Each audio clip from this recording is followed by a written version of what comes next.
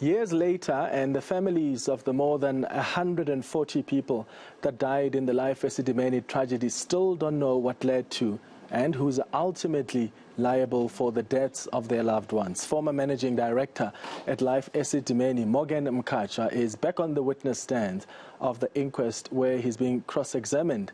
Mkhatshwa previously denied that the patients were moved from the facility without medical records.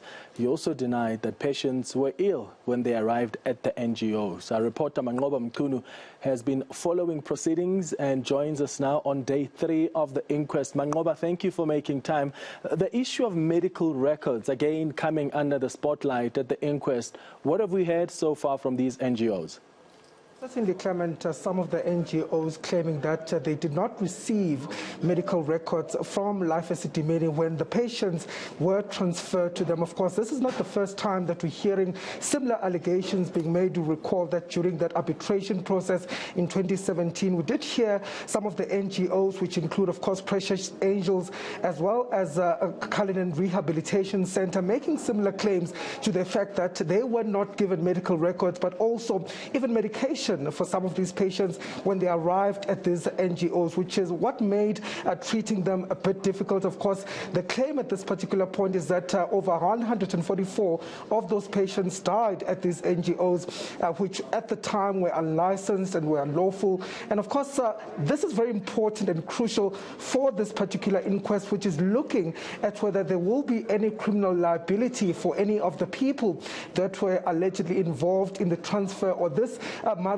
project of moving mental health patients to these illegal NGOs. So they're insisting, and the inference, in fact, that the lawyers are making at this particular point is that Life Esidimeni itself should take some form of culpability when it comes to the issue of medical records, because they're saying that they did not receive these medical records. But on the other hand, we're hearing from Life Esidimeni, the former managing director of Life Esidimeni, Dr. Morgan Mkhatshwa, saying that they are disputing this. They're insisting that they did furnish these particular facilities with those medical records. In fact, they're saying that they're not going to take any accountability at all for what happened after these patients were moved from that particular facility. But take a listen to that particular interaction.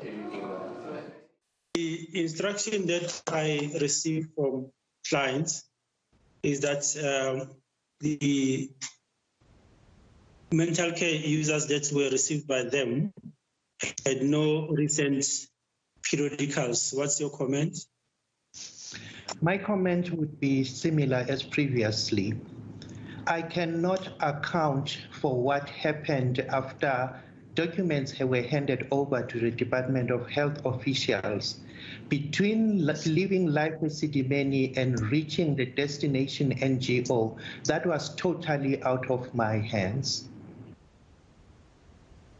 Further to that question, is that the instruction that I received from clients is that some of the mental care users arrived with only Form 3, which is the discharged form, and that form had only brief notes on them. What's your comment? Come again? If before the witness responds, I take it that the witness knows who was responsible for Tsepong and Takalani. Mosego. Yes, Mosego. Yes, but yes. Oh, okay. Manqoba, one of the lawyers representing social worker Daphne Ndlovu is also disputing this. What did she have to say? Indeed, Clement, one of the lawyers also saying that they did not receive any medical records from Life Esidimeni. Of course, Daphne Ndlovu is one of the social workers that worked at the Cullinan Rehabilitation Center, where some of the patients were sent. To recall that a number of them also died when they were there at that particular facility. She says that, when they went to Life Esidimeni in West Rand to collect some of the patients, those patients did not have medical records. And in fact, she goes as far as saying they were even given given an extra patients to take with them on that particular day. They were meant to only fetch 10, but they ended up taking more than 26 people. So she says that she will testify to that effect when she does get an opportunity before the inquiry to say that, in fact, over about 60% or over 60% of the patients that had arrived did not have their medical records with them, nor did they have any medication with them. So the lawyer saying that this is one of the submissions that will be made by Daphne Hlomuga when she does appear here. But take a listen to what she had to say in court. That it is my client's testimony that some of the patients did not receive their medical records. And as a result, these people died because they did not have medication, they did not have medical records from Life Esidimeni.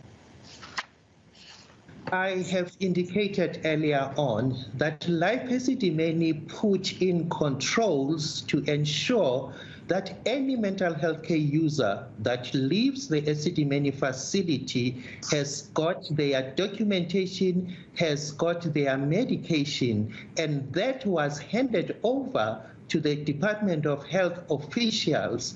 And I repeat, I do not have any control of what happened in transit after those patients were handed, then their medication and documents were handed over to the Department of Health officials. From there to the receiving of facility, I had absolutely zero control.